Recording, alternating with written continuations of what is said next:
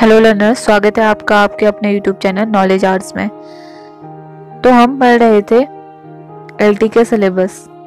एलटीके syllabus में मैंने भारतीय चित्र सडंग एवं चित्रकला के तत्व कंप्लीट करा दिए हैं। तो आज हम पढ़ेंगे माध्यम एवं तकनीक के बारे में।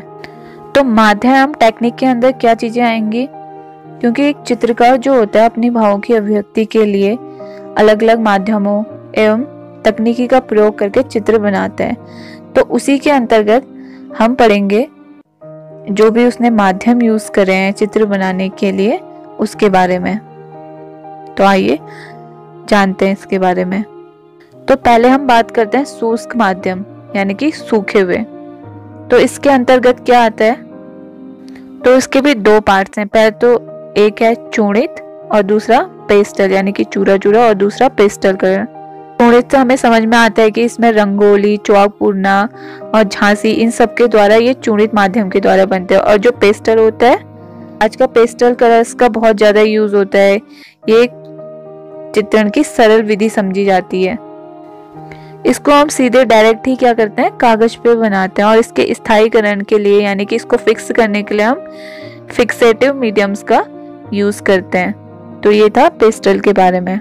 और दूसरा आता है आर्द्र माध्यम यानी कि गीला, यानी कि एक प्रकार से ह्यूमिडिटी जिसमें हो उसे बोलेंगे आर्द्र माध्यम। तो इसमें क्या आएगा, टेम्परा। अब टेम्परा टेक्निक तो बहुत ही पुरानी टेक्निक है। और आइए जानते हैं इसके इतिहास के बारे में। टेम्परा एक टेक्निक है और इसमें वाटर कलर का ही प्रयोग किया जाता था।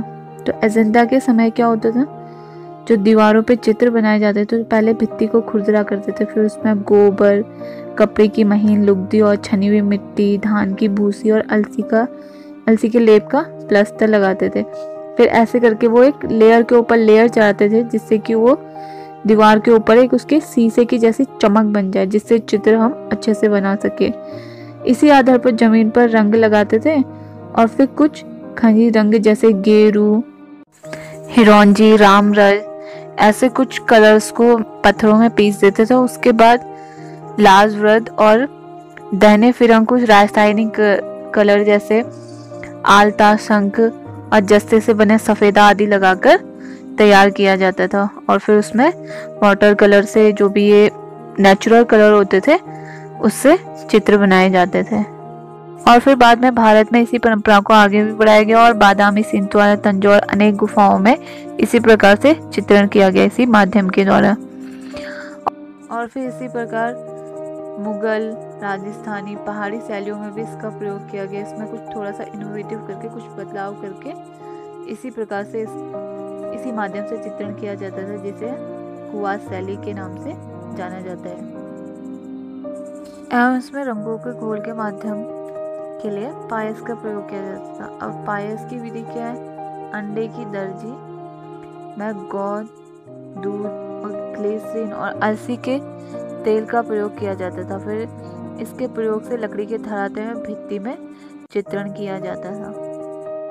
और जो पायस का मिश्रण होता है वो तेलीय एकदम मोम जैसी कंसिस्टेंसी का होता है। और फिर जब पायस सूख जाता है तो वो एक पारदर्शी पतली झिल्ली का निर्माण करते हैं। नेक्स्ट है आपका तेल माध्यम।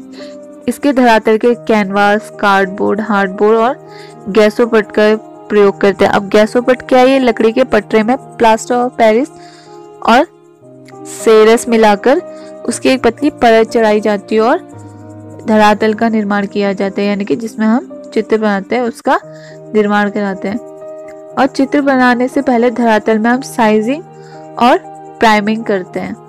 और साइजिंग किसे कहते हैं, जब हम कैनवास पर या धरातल पर सेरस, ग्लू या वार्निश आदि का लेप लगा देते हैं, उसको उसमें थोड़ी मोटी लेयर करने के लिए, तो उसको साइजिंग कहते हैं। और प्राइमिंग है आपका वार्निश और सफेदा मिलाकर जब अस्तर बनाते हैं तो उसको क्या कहते हैं, प्राइमिंग। और फिर एक जब आर्टिस्ट काम करता है तो वो उसमें अपनी तरीके से एक तरीके का प्रयोग करने की कोशिश करता है और कुछ नया करने की कोशिश करता है। तो इसी प्रकार चित्रकार ने अपने अनुभव से, अपने एक्सपीरियंस से ऑयल कलर की नई नई टेक्निक्स का निर्माण किया, जिसमें T9, पेस्टो, कम्बलिंग और आला प्राइमर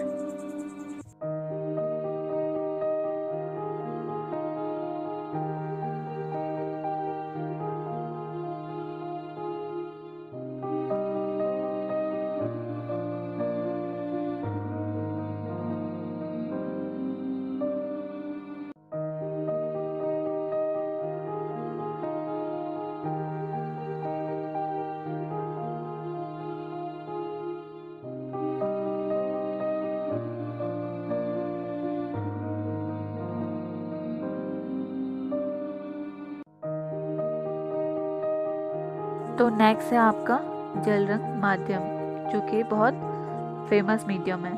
तो इसके जनक थे पॉल सैंडबी, जिसे जल रंग का पिता भी कहा जाता है, और सर्वप्रथम थॉमस ग्रेटिंग ने दृश्य चित्रण में जल रंग का प्रयोग किया था। अब ये टेक्निक तो एक बहुत ही फेमस है, और किस तरीके से बनाया जाता है चित्र को ये सभी जानते हैं। इसके लिए कॉटर सीट आती है और अलग अलग प्रकार के ब्रशेस का इसमें प्रयोग किया जाता है।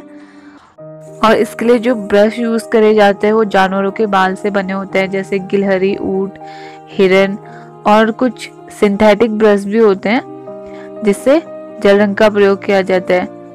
और जल रंग की ब्रांस विधि का प्रारंभ जो है पुनरुत्थान काल में महत्वपूर्ण रहा है, जिसका प्रयोग सर्वप्रथम प्रयोग किया था भारत में अमरिंद्रनाथ टैगोर जी ने। तो नेक्स्ट है आपका एक्रेलिक। एक्रेलिक क्या है? आज के टाइम पे प्रयोग किया जाने वाला एक बहुत ही फेमस माध्यम है, जिसे रेजिन माध्यम कहते हैं। और ये एक स्थायी रंग होते हैं, यानी कि परमानेंट कलर। हम इसे कागज, कैनवास, लकड़ी और भित्ति में भी इसका प्रयोग करते हैं। और इसका प्रचार 1950 में भारत में हो चुका था। और ऐसा माना जाता है कि फ्रांस में संडे पेंटर्स ने इस माध्यम की खोज की थी। एक्रिलिक रंगों को टेम्परा की भांति पानी में मिलाकर हम इसका प्रयोग कर सकते हैं, और ये सूखने के बाद एकदम कड़क सा हो जाता है। आप लोग इसका प्रयोग जरूर करते होंगे।